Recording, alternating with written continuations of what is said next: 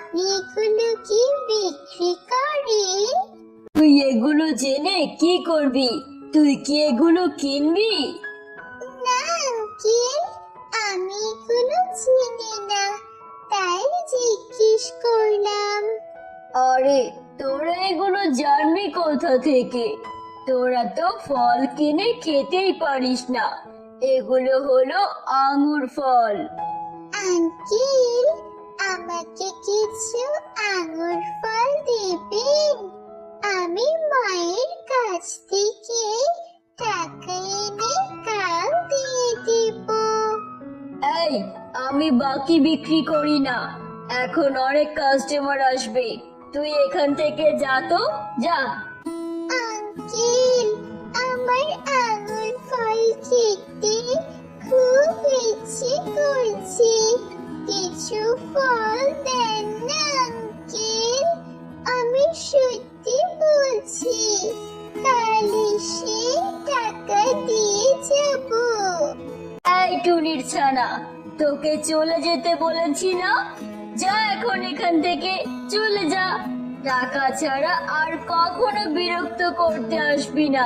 মা, বাজারে ছিল আঙ্কেল, আঙ্গুর ফল বিক্রি করে। আমার খুব আঙ্গুর ফল খেতে ইচ্ছে করে। আমাকে কিছু টাকা দাও না মা, আমি কিছু আঙ্গুর ফল কিনে নিয়ে আসি। আমার কাছে বেশি টাকা নাই মা, বাজার করার জন্য আমার কাছে অল্প কিছু টাকা আছে। তোকে যদি এই টাকা দিয়ে দে, তাহলে আমাদের না খেয়ে থাকতে হবে মা। মা, তাহলে আমরা একটা কাজ করি, তোমার কাছে যে টাকা আছে সে টাকা দিয়ে আমরা কিছু আঙ্গুর ফলের বীজ কিনে আনি। আমাদের যে একটা জমি পড়ে আছে, সেই জমিতে আমরা আঙ্গুরের চাষ করব। তাহলে আমরা আঙ্গুর খেতেও পারবো আর বিক্রি করতেও পারবো। আমাদের আর কোনো অভাব থাকবে না। তুই ঠিক বলেছিস মা, এটা অনেক ভালো বুদ্ধি।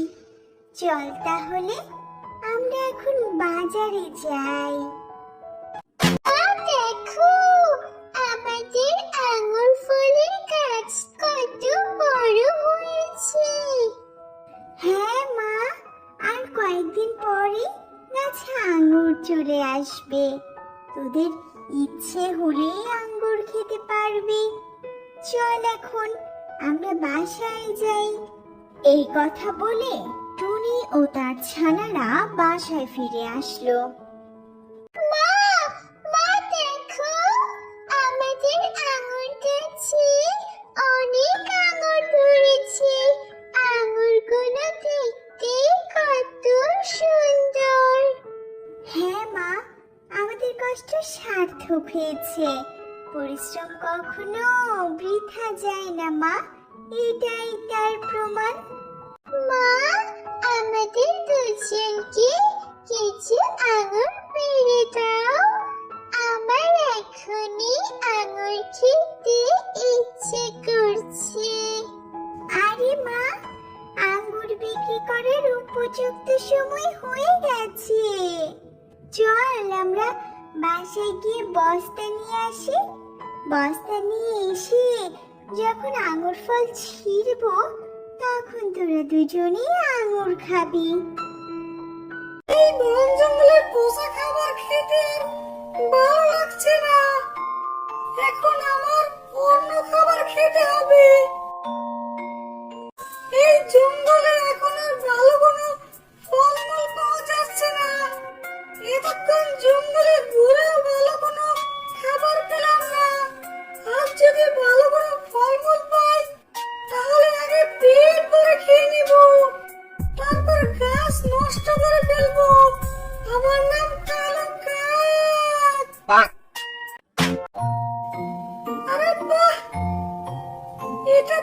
টুনির জমি। এই গাছে তো অনেক তাজা তাজা আঙ্গুর। এখন আঙ্গুরগুলো মজা করে খাবো, আর টুনির গাছগুলো সব নষ্ট করে ফেলবো।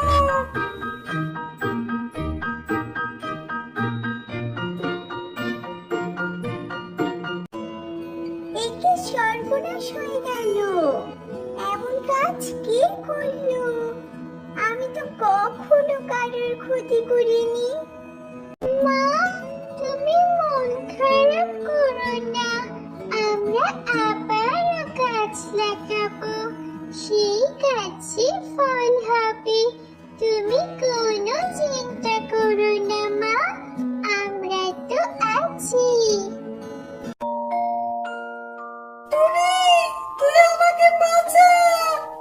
কত পাখিকে বললাম, কেউ আমার বিপদের পাশে আসলো না।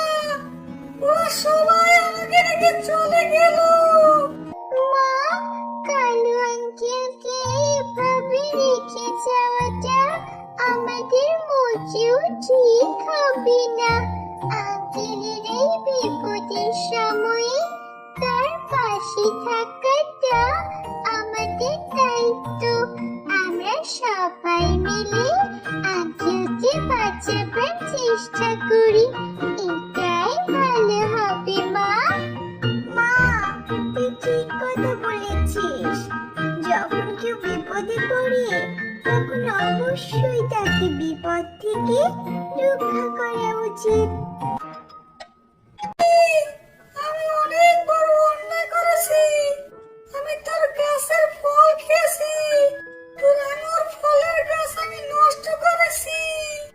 আমাকে তো ক্ষমা করে দে টুনি বোন। আরে কালু ভাই, তুমি তোমার ভুল স্বীকার করেছো, এটা তো বড় কিছু।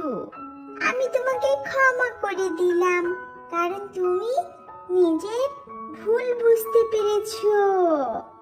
টুনি, আমার একটা কথা আছে। আমার দাদুর অনেক সম্পত্তি, সেই সম্পত্তিগুলো আমাকে দিয়ে দিছে। আমি সেই সম্পদের অর্ধেক তোকে দিয়ে দিতে চাই। আমি তোর সাথে